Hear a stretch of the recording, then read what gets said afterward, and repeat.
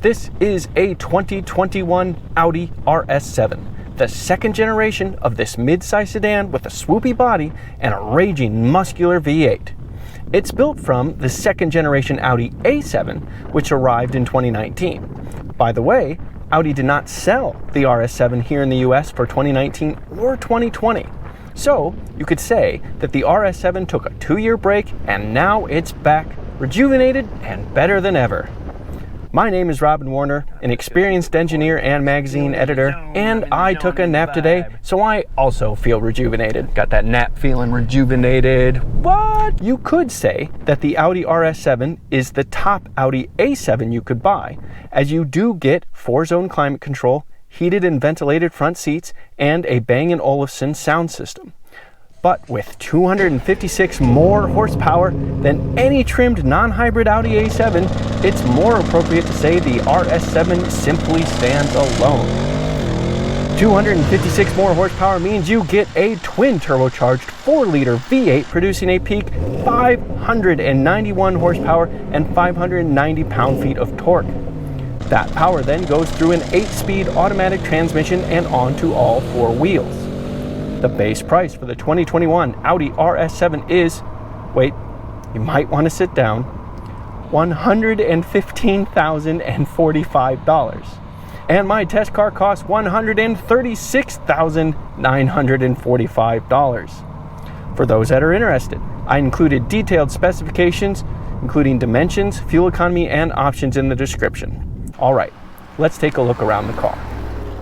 Well, here it is, a 2021 Audi RS7 painted in Nardo Gray, which is this really cool, like matte gray kind of color that contrasts all the carbon and the swoopy wheels and the fancy headlights really well. This car has actually 600 metric horsepower. When you see numbers like 591, from a German company especially, you can almost guarantee you've got an even metric horsepower number behind it. And that's what this is, 600 horsepower and 590 pound-feet of torque. Quite the numbers from this twin turbocharged 4-liter V8. It is 147 more horsepower than the non-R S7, just the S7.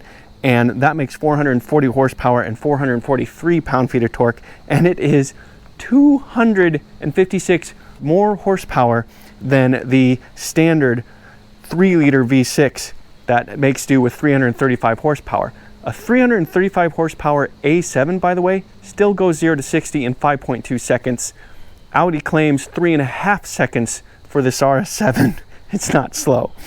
You might notice that there's a lot of carbon fiber on this car. That isn't free. This has the $6,650 carbon optics package. So you do have carbon in a lot of neat places, like down here on the lower front spoiler lip, on the sills, here on the side. But you also get these carbon-laden 22-inch wheels instead of the standard 21-inch wheels on the RS7. Inside that wheel, you might notice this massive brake caliper, and on the brake caliper it says Audi down there, but it also says ceramic, because yes, those are ceramic brakes and they are not small. And they also, when installed in the Audi, raised the top speed of this car from 155 to 190 miles an hour. So it's not slow. It's definitely not slow. And I'm sure that number is still governed. Looking at the car in profile, it's definitely got that quote-unquote 4-door coupe look, a very sloped back, sport back rear end. And it's just a very nice, clean, flowing line that comes all the way down that I really like. This big panel right here, you know, right on the edge, you can call it panoramic glass, but it doesn't go the entire roof line, as you can see. And again, it's just a really clean look. In the back, you've got more carbon to look at, nice headlights, and look at these big old massive oval exhaust pipes on either side. You know, generally just a really sharp, really clean, good looking design. And in case you forget, It is an RS7. By the way, that is the sport exhaust on this Audi, which is a $1,000 option, but it makes the 4-liter twin turbocharged V8 louder, and louder is better, especially when we're talking about a 591 horsepower V8, so money well spent. In front you have this really nice kind of like blacked out Audi logo right here, and just this cool black grille in general. Tasteful, I'd say, RS7 right here with just a little bit of red popping out. These are the Matrix LED headlights right here, which look really cool. It kind of gives the Audi this like squinting, mean, mad at you kind of look, which I certainly don't mind, especially since we have some muscle to back it up. Also, I want to point out that those 22-inch wheels have Pirelli P0 tires mounted on them, 285 section width tire. And it's a square setup, so that's both on the front and the back, because after all, this is Quattro. Anyway, this car is quite nice to look at on the outside, and I do like a lot of the details, yet still maintains this like overall simple shape, but there's more to show you inside. Starting in the back, like I like to do, I'm gonna use the RS key fob. Oop, the RS key fob, there it is. Press twice, and there is your 25 cubic feet of cargo room behind the second row. Nicely done, neatly done. I like these little metal D-ring hooks and strap to hold things in place. It gets nice and deep, and it's got this long slope to it, but you know, easy enough to manage, and it's pretty low loading floor as well. But this isn't the type of thing that you're typically going to load up, right? So go ahead and close this and move on to the back seat. And things may have gotten a little bit louder, you might have noticed, and that's because I started the car, because the RS7 comes standard with 4-zone climate control. So I want to make sure the car is running so you could see what it looked like. And also, because I have the executive package, I have heated rear seats as well back here.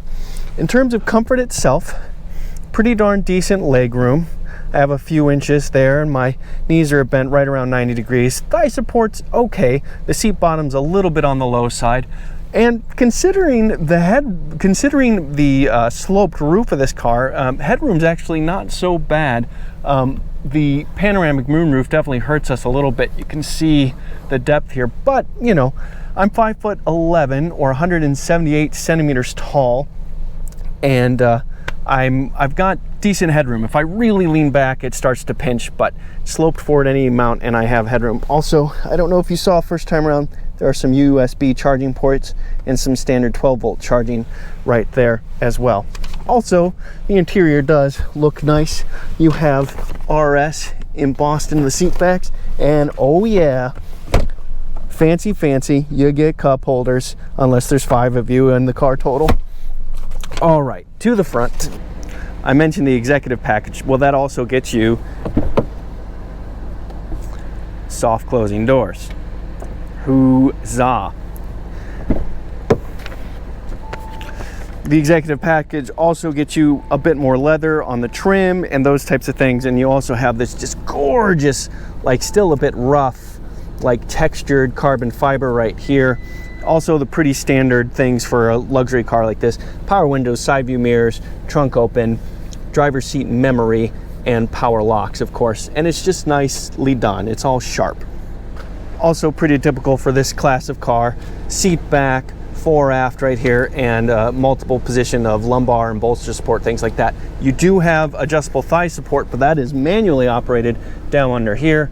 Pull on this and it pops out like that. It's for a little extra thigh support. To the left of the steering wheel, you get some headlight adjustments and this fun little compartment right here. And also, this is a convenient place to show you this, your tilt and telescope adjust right here, along with the other switches. The seats themselves are also heavily bolstered up top, and you have pretty darn decent bolsters down low as well. But of course, it's when you get in the driver's seat that things get really interesting. In order to keep up with the Joneses, as it were, Audi doesn't offer 2 digital screens. They offer 3, okay? So you get a 12.3-inch instrument cluster screen right here, fully digital, that Audi calls virtual cockpit. Then you also have a 10.1-inch screen right here, which handles all sorts of things, and then an additional 8.6-inch screen down here, which is more dedicated to climate control. Again, this is 4-zone climate control, and up front you have heated seats and ventilated seats and a heated steering wheel. And check it out, air conditioning. How about that? You do get Qi wireless charging. It's underneath the lower center console compartment right here, and you also get USB ports. And because you have wireless charging, you also have wireless Apple CarPlay and Android Auto. And one last executive package tidbit, we have a heads-up display right here. That's part of the executive package.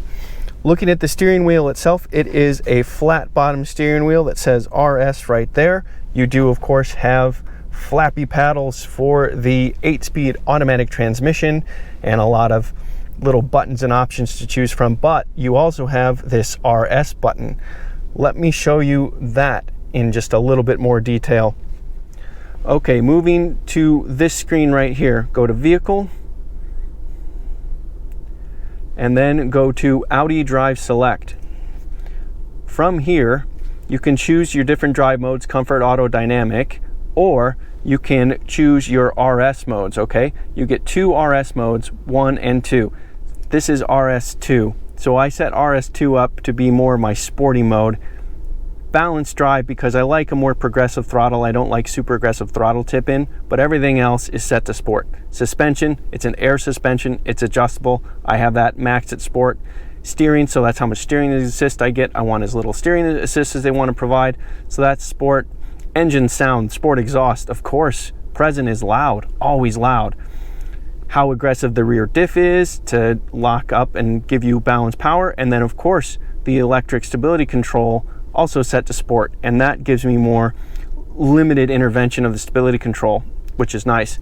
RS1, I have it set up as kind of like my comfort setting. Everything is just soft and comfortable and relaxed. That's the point of this. Now, you have this RS button I showed you. Right now, it's not in RS, but if I change this, so now it's in RS1, you see I get a different digital cockpit screen, and it says RS1 right there. And then when I change it to RS2, my sport setting, the exhaust gets louder, and you get this warning right here saying, hey, you have limited stability control, be aware. So that gives you a sense of all the different things that change. And then also you have the standard drive select mode adjustments down here, and you can also change the digital cockpit screen a bit here. So let me get out of RS mode. It's a more standard screen. You can adjust the different things you get here. So trip computer, sport displays, lap time statistics, acceleration measure, and this is fun, acceleration measure. Only do on closed courses, guys. All right, and then it gives you 0 to 100, 0 to 200, and that's 61.9 miles an hour, 123.8 miles an hour, quarter mile, eighth of a mile. And then you also have reduced display, which gives you a more minimal setting. And that's just a little bit, there's a lot you can actually adjust down here. I actually like having the sport displays because I like having the G meter, and I also like getting these, how much torque and power you have as a percentage. That's a fun number to look at sometimes. Anyway, there's a lot to digest here. I really just showed you a couple of the basics, but it's definitely time to go for a drive.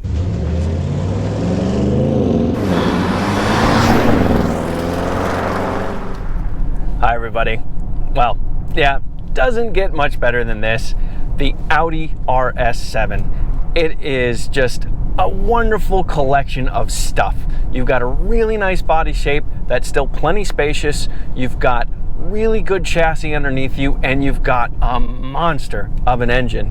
591 horsepower, 590 pound-feet of torque, and it being turbocharged, you got nice long peaks with really good mid-range power, and all these things. And that is why I want to start by saying, please, seriously please, do not buy this car because of its luxury, okay? Yeah, I know.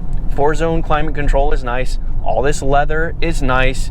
Heated seats, ventilated seats, heated steering wheel, all good things. But that is not the purpose of this car. Yes, you have them. Yes, they're nice on the occasions that you use them, but this car needs to make noise. And it's not just the numbers, although obviously they are impressive and high, but it's how good this engine feels and how good it feels combined with this 8-speed automatic transmission. Power comes on and builds nice and linearly. It's progressive with the throttle. Even though it is a twin turbocharged engine, you don't have much turbo lag. And because you have a 4-liter V8 underneath it, you have decent power before the turbos really kick on as well.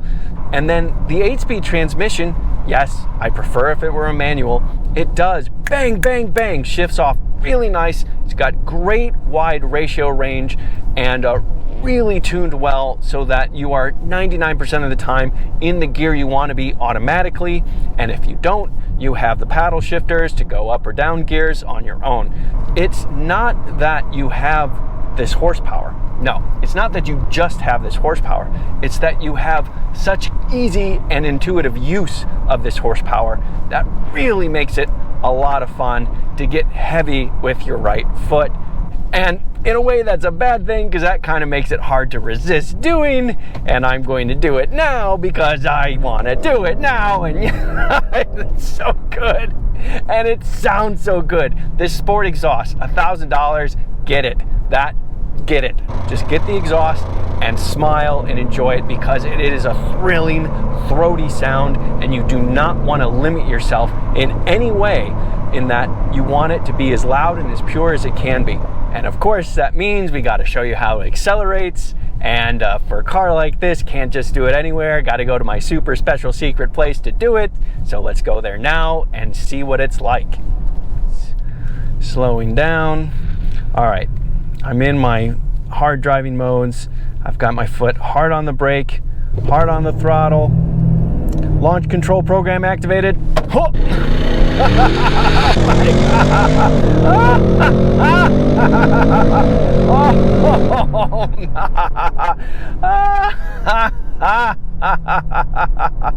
wow, that was not bad. That was not bad at all. Yeah. It's good, right? That just sounds so good. You get so much thrust and it just keeps going and pulling and pulling.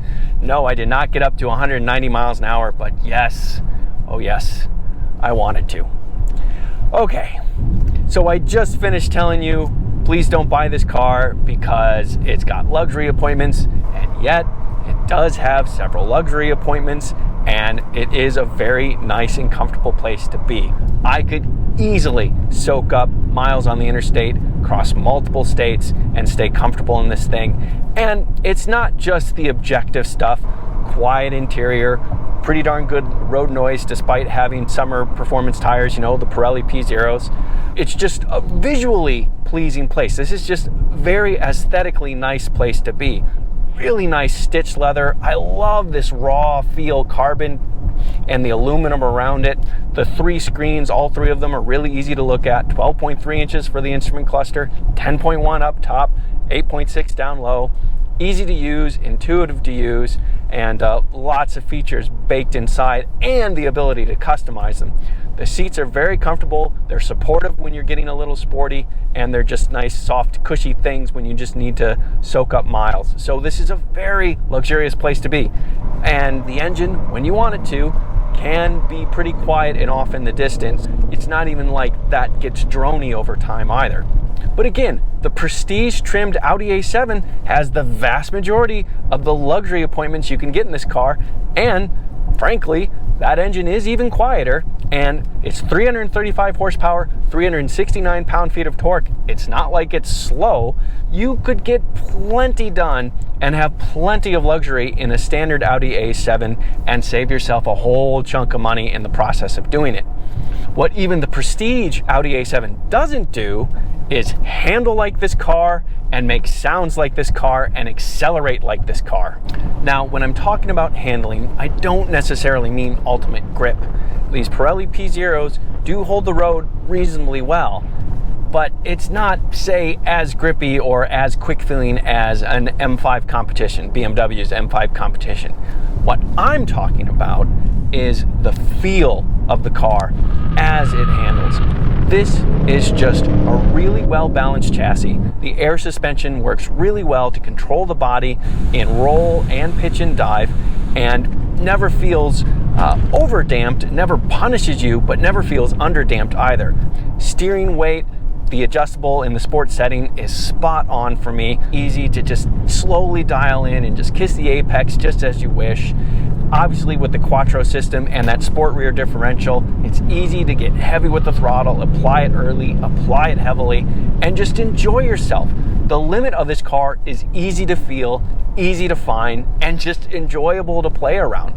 You definitely get understeer at the limit, but it's not overwhelming understeer or anything like that. It's good chassis balance, and the fact that you can get ceramic brakes, and the fact that the instrument cluster has lap timer and lap statistics tells you everything you need to know about what Audi's intentions are for the RS7. Big cars like this, you know, this thing is over 197 inches long.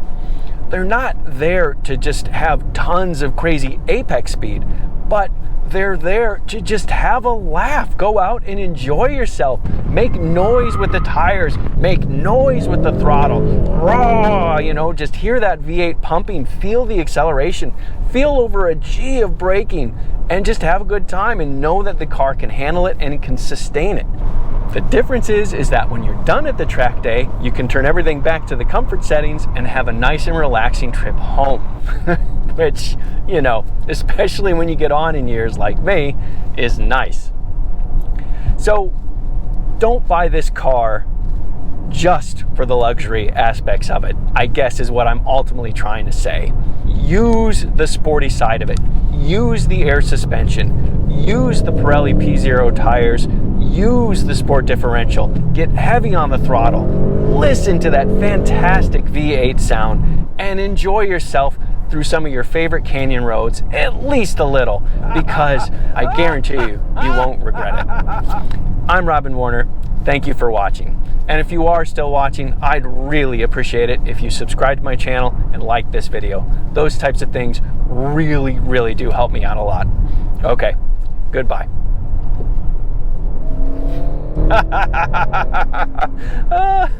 That sound does not get old. Oh man.